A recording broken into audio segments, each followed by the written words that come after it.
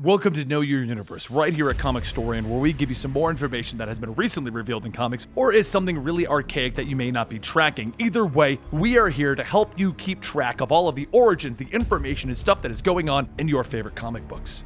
Today we're going to be going over the latest retcon to the origins of Venom. They went all the way back to the dawn of time to tell you this one. And most of this is actually located in issue 4 of Venom, which is the current run of the series. Let's begin.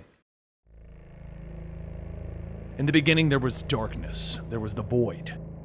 Suddenly, the void was exposed to the brilliant light as beings known as the Celestials began to fill the emptiness of the void, creating the known universe and pushing back the darkness. Yet, the void was not as empty and hollow as you would have thought. Null, a deity older than the universe itself, resided in the void. In a being born of living abyss, he was assaulted by the blinding light of creation. Null struck back against the Celestials in the defense of his home, pulling from the very shadows created by the light of creation. Null created a weapon. With a mighty swing, his blade of shadows would slice through one of the celestial beings, cutting its head from its body. And this was his first taste of war with the light, his first taste of their blood.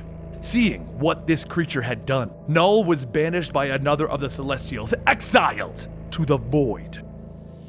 Having been banished to the only home that he has ever known, Null prepared for his war against creation. His weapon, pulled from his very being, his forge, housed in the remains of the universe's first fallen god. It is here in the dark reaches of reality that Null would become the first god of the forge. Yet Null was not perfect. He lacked skill in his creation, and in his haste he would create the weakness that would affect the creatures that would become known as the Symbiotes. Forever. From the cosmic flames of the forge and the celestial severed head comes their weakness of fire. From the ring of the celestial hammer, bending their will into a weapon, comes their weakness to sonic vibrations. Armed now with his first creation, a living sword that would become known as the All Black, the Necro Sword, the God Slayer, Null set forth on his war against the light of creation and all that has lived within it. It is unknown how long he cut through the universe, leaving behind the blood of 1,000,000 worlds, until he fell. Wounded and locked in battle, Null and his enemy plummeted to the dying husk of a planet. It was there that they were discovered by an unassuming being known as Gore. Gore's destiny would become cursed by both him and the galaxy as a whole. Much like Null, Gore was full of hate. Perhaps drawn to this hatred, the Necro Sword transferred to him, pulled from Null. Gore would use this weapon to murder thousands of gods across the galaxy. Yet, that is a tale for another day, for Null was not defeated. If you want to know more about Gore and his weapon, check out the Thor Godslayer storyline. Now Null would lay on that dying world for an untold number of years, recovering. It was there that he made his second creation. By taking his very essence and bonding it with other life forms, he began to gain strength from them, and he controlled them as vessels, bending them to his will. So Null began to create his horde of symbiotes, with him residing at the center, controlling them, acting as their hive mind, their god host. The horde spread across the galaxy, destroying whole worlds, consuming the light of creation, filling the universe once more with the darkness of the void. And Null controlled his symbiotes from galaxies away, reveling in the destruction.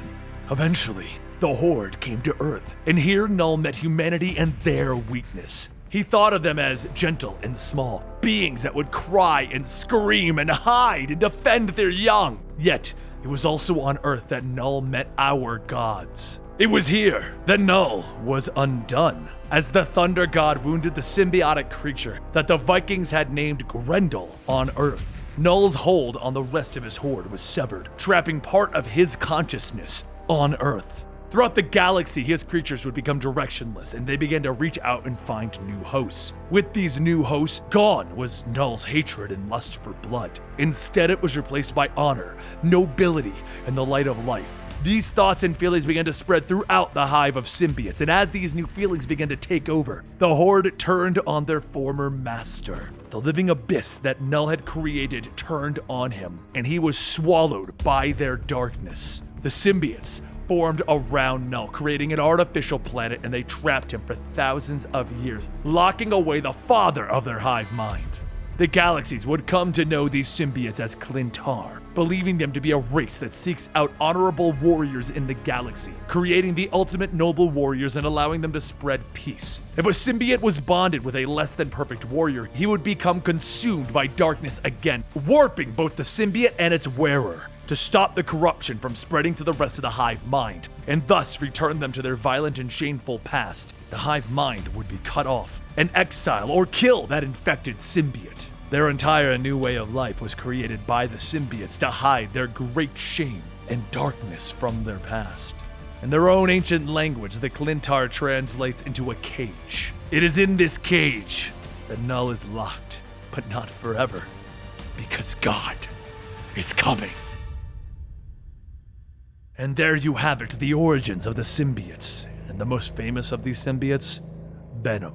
You now know where Venom came from. You now know why he's so dark and twisted and why he's trying to become a hero. You know the truth. You, my dear listener, keep this information close. Don't let it get out, for Null may be listening.